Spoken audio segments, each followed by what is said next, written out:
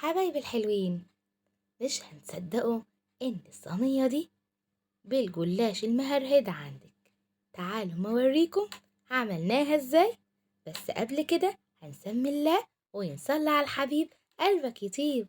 كان معايا بقى بفضي الفريزر، لقيت لفة جلاش من رمضان بايظة خالص، هرميها يبقى حرام عليا. جبت صينية دهنتها دهنة سمنة أو زبدة خفيفة وسبتها على جنب، ومسكت بقى لفة الجلاش، قطعتها بالطريقة دي وفصلتها من بعض، لازم يتفصلوا من بعض. هنحطهم بقى في طبق، وبعد كده هنجيب 3 معالق سمنة على الزبدة، 3 معالق كبار مش هياخدوا غيرهم.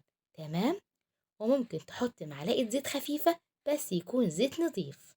هنوزع بقى الجلاش بالطريقة دي، كل ما نوزع حبة نضيف معلقة من السمنة أو الزبدة المتسيحة عندنا. تمام. ونلخبط اللخبيط، وبعد كده هننزل بباقي الجلاش ونلخبط تاني. هما 3 معالق سمنة بس. اللي بيشتكي بقى من الجلاش بيبقى فيه سمنة أو مسكر زيادة عن اللزوم، الفطيرة بتاعت النهاردة غير كده خالص، هتاكلي نص الصينية ومش هتحسي اني كلتي حاجة مسكرة خالص.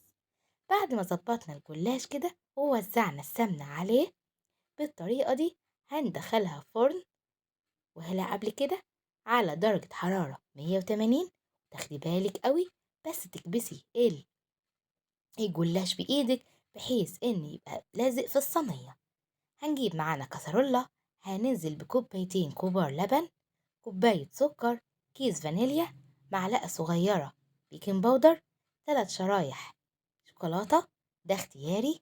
هنحط 3 معالق كبار كاستر، ممكن نحط كريم كراميل بس أنا مش بحبه، أنا قلت لازم أغير في الطعم.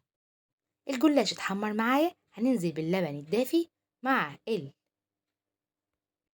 الكاستر وباقي المكونات، هندخلها الفرن هتتحمر. خلي بالكم قوي، هنحط عليها بقى رشة جوز، رشة زبيب، فول مجروش، أي حاجة عندك، وهتسيبيها في التلاجة تبرد خالص. وبعد كده هتقطعيها أحلى فطيرة بالكاستر، وما أخدتش وقت مننا. اللبن يكون دافي علشان الشوكولاتة تسيح فيه، لو انت ما حطيتيش شوكولاتة مش هيفرق في الطعم خالص. انا قللت في السكر وحطيت شوكولاتة. شايفين الطعامة حاجة كده بين البغاشة وبين في الفطيرة العسل العسل العسل، وما حطيناش لا عليها شربات ولا مسكرة ولا سمنة كتير. حاجة كده طعمها خيال الخيال. تاكلوها في السقعة وفي الصيف طعمها يجنن.